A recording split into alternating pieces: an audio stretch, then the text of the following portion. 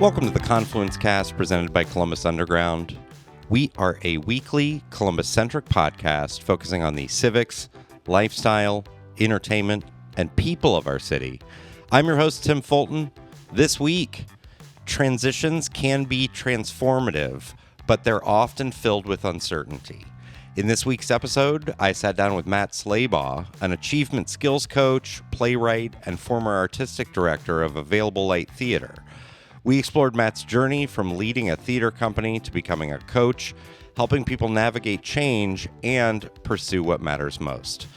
From the principles of positive psychology to the creation of his new audiobook, Ready for the Quest, we explored how practical tools and mindset shifts can empower individuals to overcome resistance and take meaningful steps forward. Whether it's a career pivot, a personal goal, or simply creating healthier habits, Matt shares insights in the hopes of inspiring others to embrace their quests and unlock their potential. You can get more information on what we discussed today in the show notes for this episode at theconfluencecast.com. Enjoy the interview. Sitting down here with Matt Slaybaugh, author and achievement skills coach. Matt, how are you? I'm great. What is an achievement skills coach? An achievement skills coach is a coach who helps you figure out what are those skills that you need to accomplish what matters to you most. And is it a term of art? Like, is this a school? Like, there are different kinds of yoga or whatever, but is this a term of art? Like, you are doing a certain set of evaluations with somebody? It comes from somewhere. Okay. Also, I think I've claimed it for myself. Okay, good. I was able to get the URL, right? Okay. Achievementskillscoach.com or something like that. Okay. In the world of positive psychology, which is where my training is, and my training as a coach, there's this acronym PERMA-V. Okay. And so each of those letters stands for something, and each of them is sort of like one wing of a library, and you can go learn about the qualities and skills in that wing. The A in PERMA-V stands for achievement. Okay. Achievement and accomplishment. And it just so happens that both based on my experience and what I learned in that education and what I've found myself doing as a coach, that's where I spend a lot of my time. And that's the stuff that really gets me excited too. And the stuff that you like to do. Oh, right. Yeah. Oh, yeah. Talk about, so let's step back. Yeah, Your background, I know you personally from the fact that I used to work with your brother, Steven, at the Columbus Alive, but then also got to know you when you started Available Light Theater here in town. So in addition to that, and including that, what is your yes and? Who are you? Who am I? Well, yes, I was one of the people who founded Available Light Theater in 2006. Before that, there was a group called Blue Forms Theater Group. And theater was the center of my life for a long, long time. Okay. 20-some years, and in about 15 of those years leading Available Light Theater. And Available Light changed and grew and was really successful in a lot of ways. And what happened along the way is I found that I was not always healthy and not always happy, despite all the success we were having. And I took a number of years to look at that and try to make adjustments and try to figure out how can I have a life that's better for me while also doing this. And the truth is I was not able to figure it out. And I wanted a change. I needed a change. And you're obviously you're proud of that work, but it just Extremely wasn't proud. For you anymore. Yeah, it just wasn't working for me. I mean, it really, I don't want to over dramatize it, but really it got to the point where every pun intended there for over dramatizing. Right. Yeah, thank you for that. Thank you for that. Yeah, I don't want to overstate it, but it really was getting really unhealthy for me. It would have just continued to get worse and worse. I mean, I was having physical problems and emotional problems and mental problems. Okay. And it seemed like, I just really need a big change. And so what did you do then? Well, the first thing is I told Available Light, this was in 2019. I said, I'm going to do one more season. Okay. And we made plans for that last season, and they made plans to start a transition, and that season would have ended in the summer of 2020. Okay. What was going on in the summer of 2020? I don't imagine there was a lot of live theater. There wasn't a lot of live theater, no. So as you can imagine, that end was a little messier than we had planned, and they didn't transition in quite the way they had planned. Yeah. But I did eventually finish my tenure, and that was no longer my full-time job. Okay. And I had not made plans ahead of time. Oh, because you figured you'd have a year to figure out what your next was.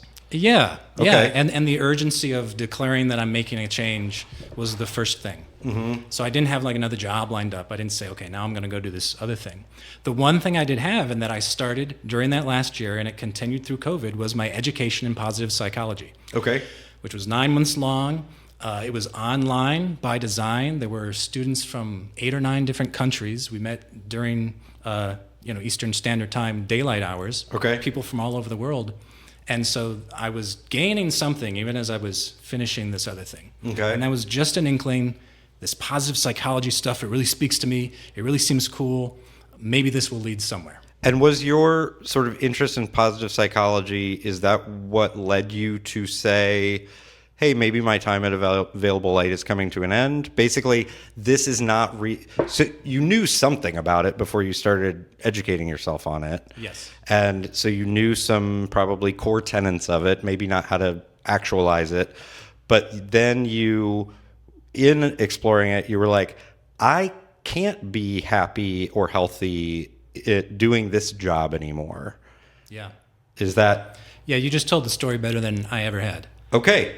Yeah. I feel free to go back to the transcript of this conversation. Yeah, I'm going to plug that in. I'm just trying to get to, I think a lot of times in these conversations, people compartmentalize, I did this, and then I did this, and while I was doing this, I did that, and that transferred into this, but they don't tend to, there may not be a through line through all of it, but there's certainly something leading to something else. Yeah, absolutely. It's not necessarily linear, right?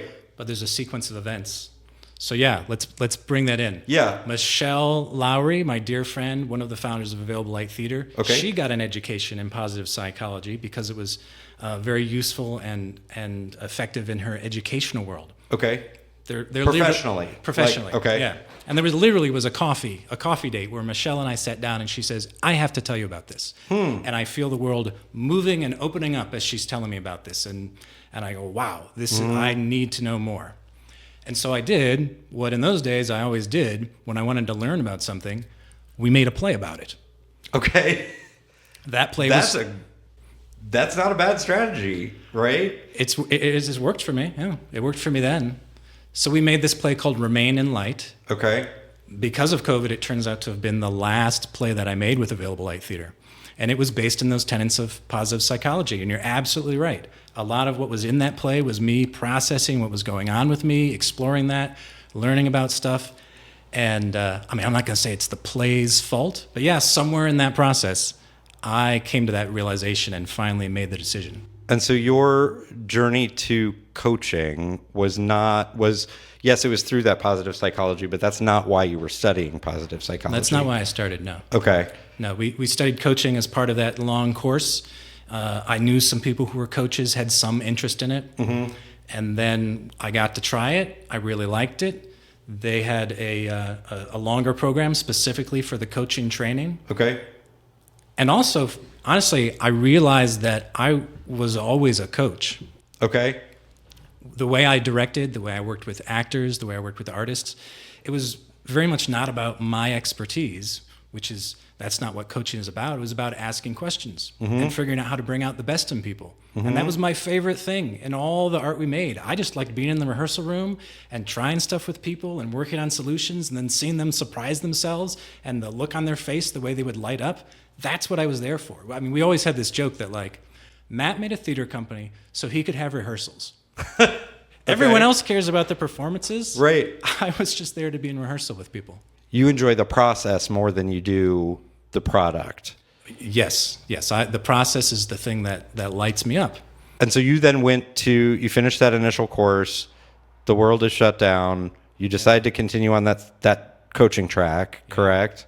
And so then talk about sort of building we'll talk about what coaching looks like in a minute, but I'm actually curious, like, what was sort of building your book of work like at that point? Like getting, what do you call the people you clients? your clients, like getting those clients, figuring out the niche that was going to be best for you. Can you talk through that a little bit? Yeah, I certainly can. I mean, in terms of the niche, I did not start with a niche. Okay. That was something we talked about in the course, right? And the advice was, if you can limit your scope and say, I'm a coach about this for these people, you'll actually build your business faster. Mm-hmm. I don't know. That's always been a thing that's been a problem for me. Available light, I was always bad at describing who's in the audience or who it's for, that sort of thing.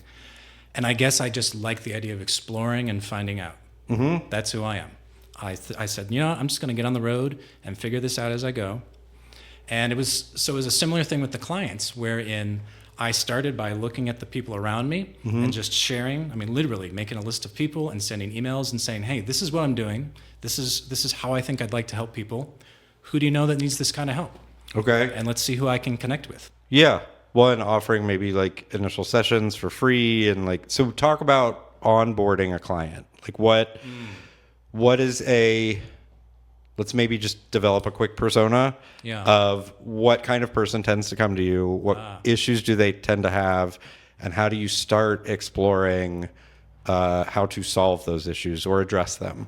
This is interesting. I've been listening to some of the podcasts, and you've in other ones you've shown this interest in how a business works or how the mechanics of that sort of thing.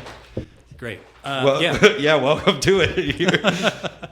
Yeah, well, I'm really happy to talk about it. The sort of people who come to me, I can coach to any need, absolutely. What I found, now having a bunch of clients over several years and looking at the trends among them, I find they tend to be people who are going through some kind of transition. Okay. That might be a divorce. That could be leaving a job, moving to another job. It could be moving to a new city, right? But they're leaving the old thing and they're starting the new thing. And I tend to be useful in that moment because there's a lot of uncertainty there, right? You're sort of in this big cloud and it's hard to know what the priorities are. It's hard to know what matters and what to do first. And I'm pretty good at helping people map that out, get it all out on the table, and figure out, okay, here's the small thing I should start with. Here's what I should do today. And here's what I need to do this week so that I can get to this other thing a year from now. Okay. And that's everything from divorces, reaching out to folks in your network, to how to be a good leader to somebody that's transitioning to a larger role, that kind of thing. Absolutely. And another trend that has emerged more recently is that I have a lot of people that I work with who are moving from a structured environment to an unstructured environment. That's their transition. That might mean work from home. That might mean they used to have a corporate job, and now they're trying to go independent. And as you probably know, when you've got a lot of freedom, that is fantastic. But man, that is also really hard, too. It comes with a whole bag of challenges that you didn't realize were there for you. And so talk through, and then, so that's been like 4 years? It's been a little more than 3 years. Okay. And then you decided, I don't know how long ago, you decided to write an audiobook. I did. And you did. It was just released. That's the occasion of you being here today. Yes, thank you. The book is ready for the quest. Yeah. We'll get into the pieces and parts of it, but what's the elevator pitch of the book? This audiobook teaches the skills you need for accomplishing what matters most to you, and tries to do so in a really practical, hands-on way. Okay. That is also encouraging and uplifting and inspiring. Okay. Does it help identify what those things that you want to accomplish are? Or is that people sort of need to come with that? Well, it does also help that. It does also help with that. There's a bit of that at the beginning of the book of how to use the resistance you're feeling. Okay. How to use that as a guide, a bit of a compass to say, well, this might be the thing that holds the most potential for you. Because we often find that the things that are scariest to us, the things that when we think about it, it just glues us to the couch, very often that's the thing from which you'll learn the most. That's the thing that'll benefit you and perhaps the world the most. The thing that is holding you back. The thing that you feel most fearful about going towards. Define resistance. Is it that? Is it? The simplest way. Thing. Okay. Yeah, resistance. Stephen Pressfield wrote The War of Art, pretty popular book. He's the guy that really defined and codified this. And the simplest way to put it is resistance is the force that keeps you on the couch. It's what keeps you from getting your butt in the chair and doing the work. It's that little voice in your head that's saying to you, no, you're not good enough. You don't have the tools you need. People aren't going to like you. It's probably easier to just sit here and watch a few more episodes of this HBO television show. Right. And so then from there, it is recognizing the ability to do the work, right? Yes. And what the book does is one way to talk about the book is that it's a group of tools that you use to overcome resistance. Okay. To overcome resistance initially and then to stay with it for the long term. And so this could be applied to anything from, frankly, writing a book yourself to transitioning to a new career to getting really good at a skill. Sure. Do you think it translates well to folks that just want to be more mentally healthy? Yes. Okay. Yes, absolutely. Yeah. Yes, because when I talk about the book, of course, it's ready for the quest. I like to talk about things in kind of grand terms. Yes, you also can use this for things that are more specific to your needs. And it's not necessarily about you doing something to change the world, right? You can use this because you want to get healthier mentally or physically. You want to increase your vitality. This might be about figuring out how to spend more time with your kids. This might be about figuring out how to read more books. Absolutely. Let's say you had listened to this book before you even made the decision to transition away from available light. Yeah. What would you have done differently? That's such a good question. Well, what I would have been moved to figure out, the first part of the book would have had me thinking about my fixed mindset around things. Okay. What were my beliefs about what was not going to change? And which of those were true? Okay. And which of those could I talk back to and make adjustments to? Okay. This growth mindset, fixed mindset duality is one of the problems that we address, and figuring out how to deal with that, how to make change over time, is one of the skills that I talk about in the book. So that would be one thing. Okay. The other big thing is that it would have had me figuring out how to make a plan for that over time and what I could be doing in the immediate present to affect that future. Okay. Helping me to not be overwhelmed by the difficulty, right? If I was looking at that transition, this is the only thing I've ever done with my life, and now I want to do something else. And I don't know what that thing is yet. And I don't know what that is. So right. if I'm sitting there on a Thursday morning and saying, okay, now I will figure out what to do with the rest of my life, that's completely overwhelming. I have no idea how to do that, right? Right. Okay, so let's say that's the long-term goal. What's the part of that I can do now? And so give an example of that. Absolutely. Well, I'll give an example of something that happened in the process of the book. Okay. If you like that. The book took a while. Okay. This was not an easy process. There were lots of ups and downs. How long are we stops talking? And starts. Well, it depends on how far you go back and count. Fair. Okay. Because when I started this project, I didn't know what I was making. Okay. So there was a period where I was writing, but I didn't know what this is going to be. So we're talking like 2.5 years, 3 years, depending on how far back you go. Okay. In the middle of that, there was a period where I ignored it for a while because I was really busy with some other stuff. Good stuff, wonderful stuff. But when I came back to the book, it was this overwhelming moment of all these half-started pieces and concepts, and there's stuff on the whiteboard, and I've recorded some things, and these pieces need rewritten, and I've got lists of what needs done, but holy moly, same sort of idea. If I sat down, I was like, okay, how will I finish this book today? It would never happen. And this happened again and again. I wrote the book I needed. So I turned to these skills and said, all right, I need to build up my belief in myself that I can do this. I need to build up my self-efficacy, is what we talk about in the book. I need to build up the belief that I can handle this process. And I do that by figuring out what's the one small thing that I definitely can accomplish today. In this case, it was, let's just make a list of what I already have on tape. Let's just make a list of what's recorded. I'm certain I can do that. And I did that. And then the next step in this process is you make a very small reach. Small meaning 5%. Okay. Right? So I made that list. And then I said, okay, well, let's look at what's the next thing on the list to rewrite. Not even let's do it. Right. Let's just assess that.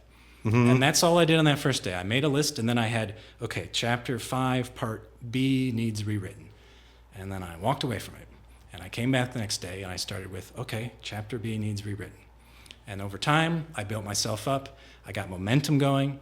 I built up my motivation, and I built up the belief that, okay, yeah, I can actually handle this. This is a big, big thing. When you're establishing a practice, right? Like you are doing, it is a whole lot easier to get up and run 5 miles if you've done it for 4 days in a row before that. Yeah. Right? Yeah.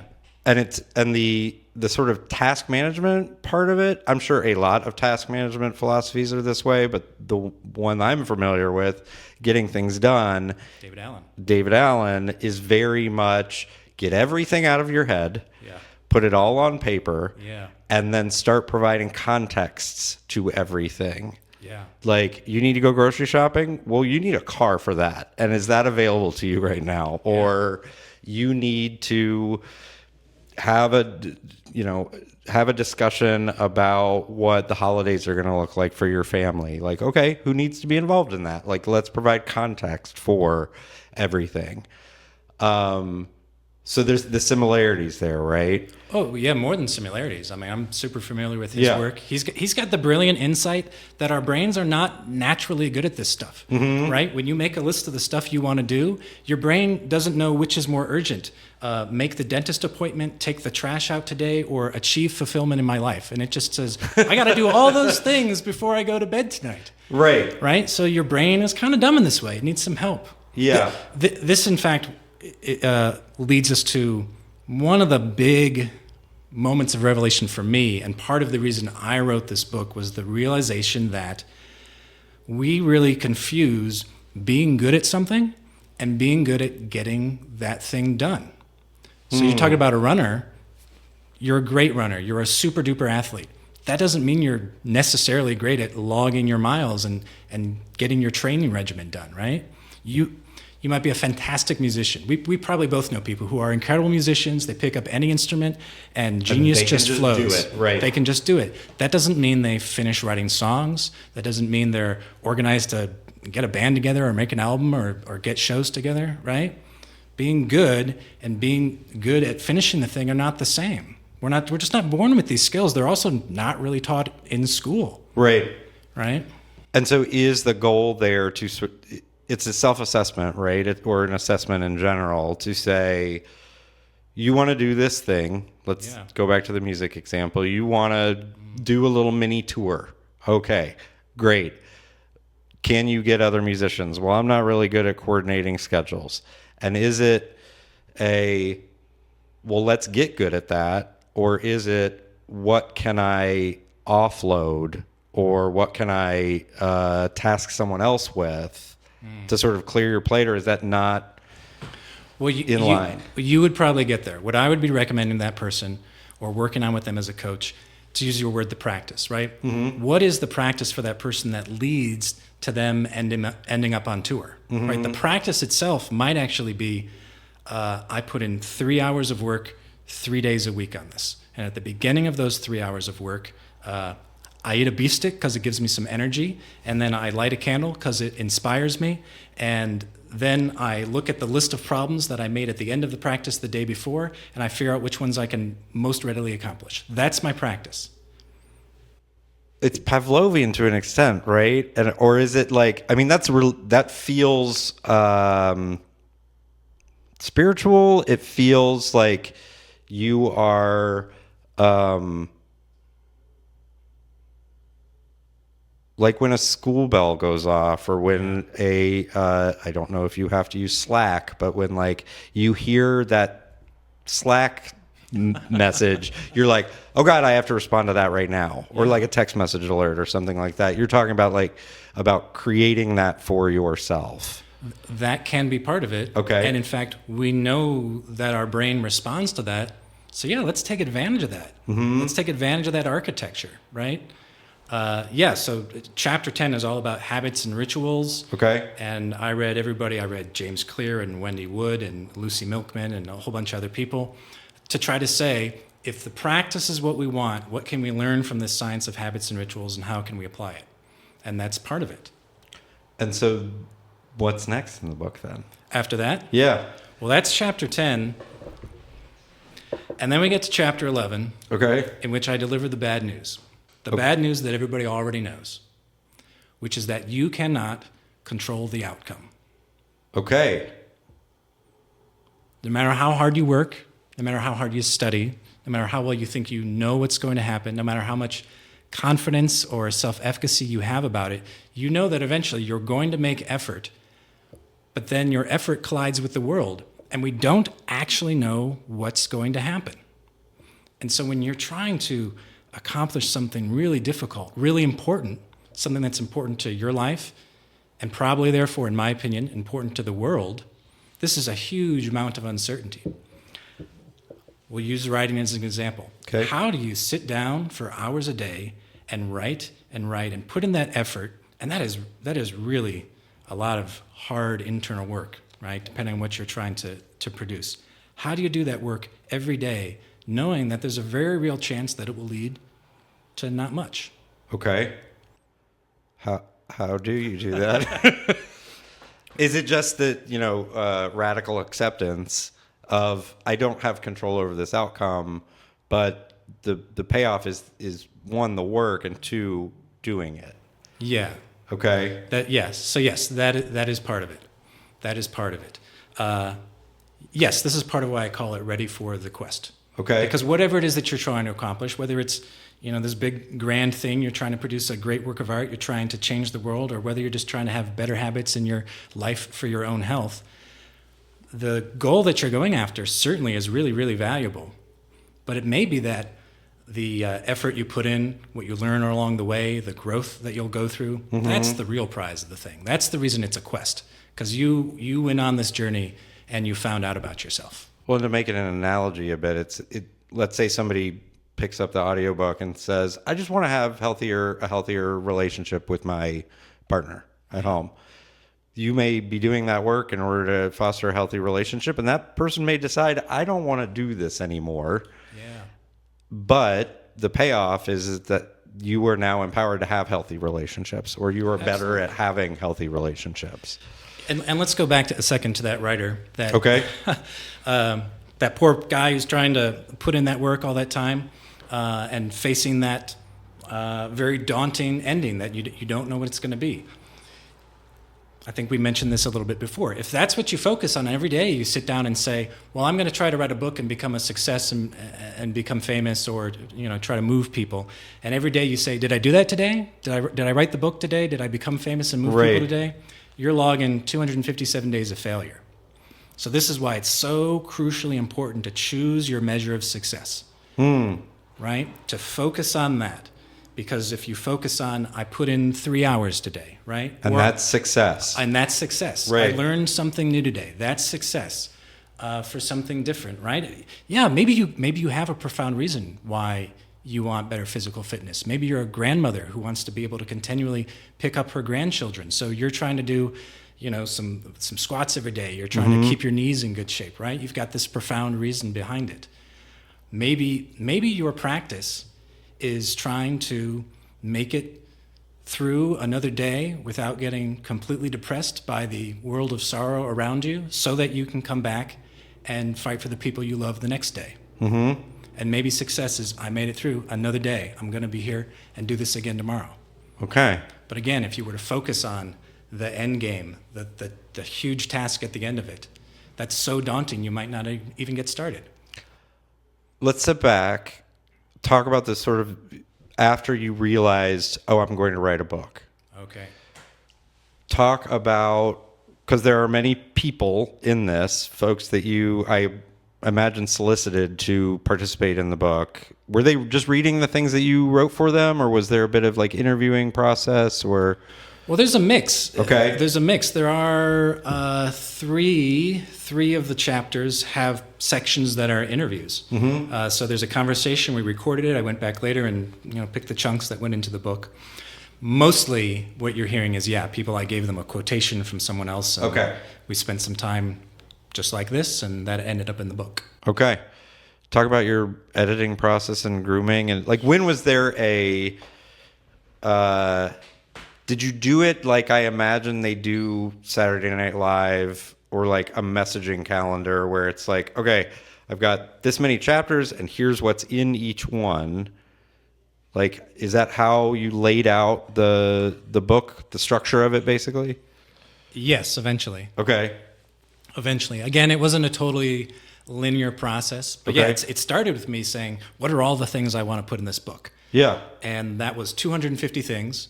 And so I worked really, really hard. I still have this photograph of the whiteboard of me crossing things out. And okay, this one's really, really important. This Great. one makes it in the book. Similar to your theatrical writing process? Well, yeah, I took a lot of what I learned from Because the that. obvious thing that I haven't said yet is like, Please do. Your book is just the next play, right? Like, it is, you wanted to both research and expose this thing that you wanted to learn about. Yeah. Yeah. Yeah. So is that process similar for you in terms of like, I've got like literally just throw everything up there and then let's start prioritizing and let's start categorizing and let's create, what are the characters then? Like let's take this analogy all the way. Okay, here we right? Like, in a play, you have characters and you are assigning some, forgive me, role to them of like, this is going to be each thing is going to be an aspect or a combination of aspects of the intellectual pursuit that you're going after, right? Yeah. Like the ingenue may be some connection to not knowing what this thing is, and then there is a wise father figure for them, and then there is a protagonist that like is just doing it wrong, and the story arc is them learning to do it right. What are the characters in the book? Or are there? Is it just a totally different way of working? Well, the truth is, I think there are maybe three main characters. There are three main characters. Okay. One character is for sure the listener. Okay. This is a book. You know what we haven't said? I'm just going to drop this in here. This is an audiobook. Yes. There's no such thing as the physical book right now. Correct. I didn't publish a physical book or whatever. Yet. It's all audio. This was Right. chosen intentionally. So yeah, this is one of those books where I'm speaking to the listener, and they are very much part of the journey. Another one of the characters is me, right? There are a whole bunch of personal stories in there about my life, about things that were happening during this time. It's a document of these 3 years of my life in a very real way. And then the third character, sort of the mentor character, are those 36 other people who recorded to be part of the audiobook, and the voices that they bring in, which are voices of research and books from all across the spectrum, right? There are theater directors who are quoted in this. There are people from the positive psychology world. There's Rodney Mullen, the architect of freestyle skateboarding. Okay. All sorts of voices show up to help guide me and the listener on this quest, so we can eventually get to the ultimate end of it, which is having the tools you need to face the uncertainty, to face the unknown, and move forward anyway, doing that really, really important work. How did you know when you were done? Oh, boy. How did I know when I was done? Is it because at some point you mapped it out and you said, okay, these are the ideas that I'm going with, and then you're, I don't know, a week per concept, or... Well, it happened in stages, and there did come a part where I said, okay, I'm done writing. I'm not going back and writing anymore. Okay, I thought. Right. Oh, man. So I thought I was done, and I moved from there into recording, and there came a point when I thought I was done recording, and I moved into editing. Okay. Now I did have to go back and re-record. I did have to go back and rewrite. Yeah. But eventually there came a point where I was close enough, and this happened just this past spring, and I was in Yellow Springs. I did a whole lot of this work while I was house and dog sitting for Artie and Elisa Isaac in Yellow Springs. Okay. It's a big part of the book. It was a real, it was an honor and just a huge blessing to have their home to work in. So I had 11 days in Yellow Springs, and that was the moment where I said, you know what, I'm close enough. I'm going to get to the end of this by the end of these 11 days. And when I was done, the thing was complete in that I could have handed it to you and you could listen to it from beginning to end. I still made some changes after that. I recorded a few more people, etc. But that was the moment when I said, I'm done. Now I'm just doing the cleanup work. And is that the moment when you're able to say, like, okay, this is going to come out in September now? Yeah. Okay. Yeah. Got it. What do you want, if people could take away one thing after having consumed the book, what, other than the elevator pitch that you sort of gave at the beginning of this, what do you want them to think about it? Or to tell people about it?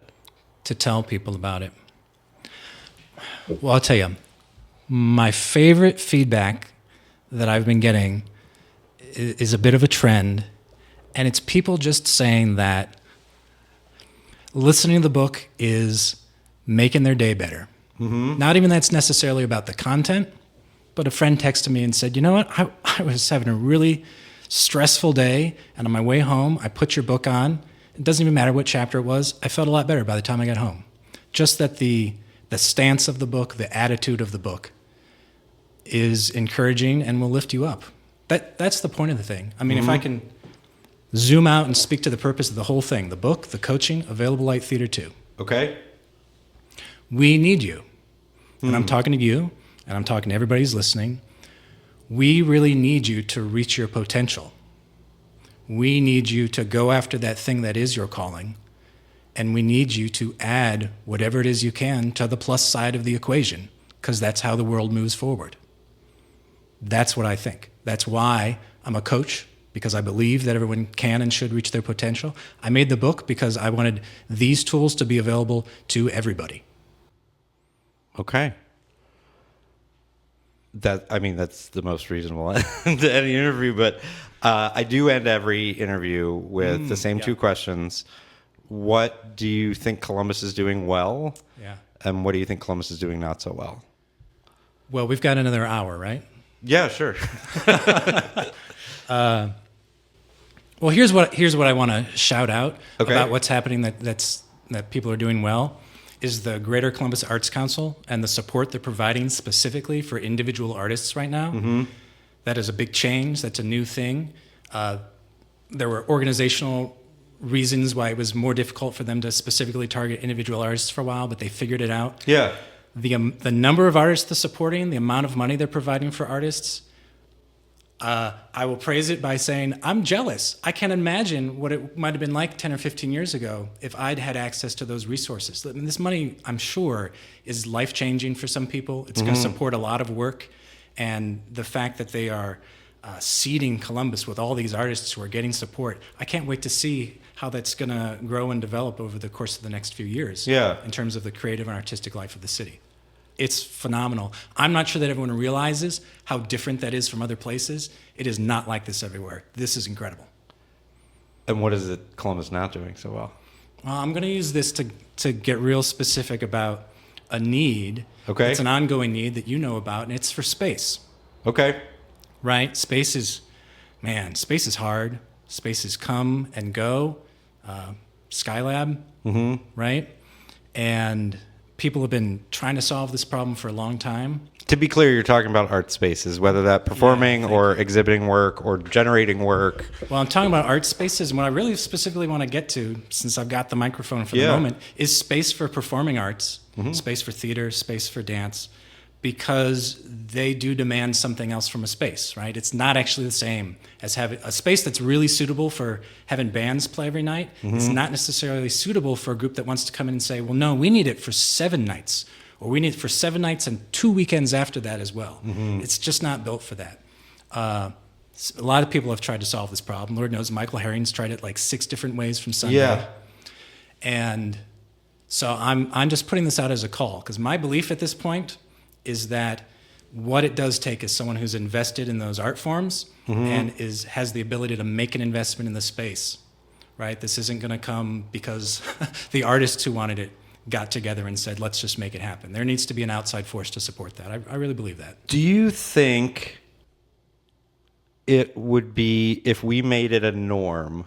So I had a lot of success with like the original, Team Tim bringing live music and outsider art together in order to get an audience for outsider art. We did events in spaces that we were like, that's vacant right now. Mm-hmm. That it's going to be something else someday soon. Like when Functional Furnishings in the Short North became like that, now just that row of retail, that was just all open. And I contacted, shout out Andy Schiffman, contacted the landlord for the space and said, this is going to be vacant for a while. Can I use it for an event? I will get liability insurance and it will all be taken care of. And they're like, yeah, do you mind if we have a table about the condos we're selling upstairs? And I'm like, absolutely. I'll even let you get up on stage and announce it. Yeah. But like making it, and with John Dranchak, finding a strip mall space that's going to be vacant for 2 months. We should contact the landholder and say, hey, can we just have a key? We just need to rehearse, right? I guess I'm wondering, yes, permanent space that's affordable and accessible is essential. But absent that, if there was more of a norm to take advantage of those transitional spaces. Yeah. And I'm sure you've used them too, tried to. We Available light theater, it's in the name. We go where the light is. We've performed all over town in all sorts of spaces, yeah. Yeah, if that was more of a norm, if there was sort of a process, I don't know who it would be that could facilitate that, right? The person on one side saying, well, here are the 12 vacant places that we have available in the next 3 months. Artist who needs it, let's talk to you. Yeah. Right? Because, you gain some expertise in that, and there's a lot of work to it. Yeah. Part of the reason I really want to talk about this is because it's so important for young, emerging, developing artists. Who don't have the connections and don't have the connections, don't have the resources. Yeah.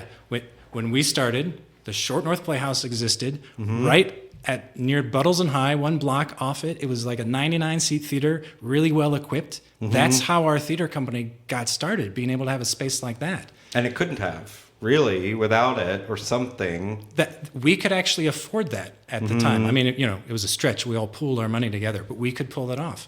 And I'm not sure if that exists anymore. And so I wonder, where's the next available light coming from? I guess I am super thankful that this one is actually actionable in terms of what are we not doing so well. Well, yes. So thank you for that. Very good. Matt, thank you for your time today. Oh my gosh, this was so great. This was so fun. I'm really grateful, Tim.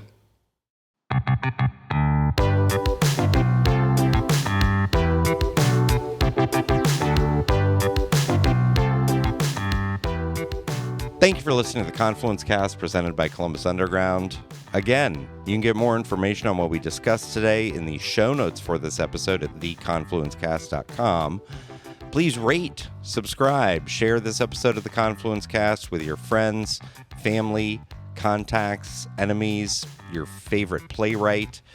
If you're interested in sponsoring the Confluence Cast, get in touch with us. We can be reached by email at info@theconfluencecast.com. Our theme music was composed by Benji Robinson. Our producer is Philip Cogley. I'm your host, Tim Fulton. Have a great week.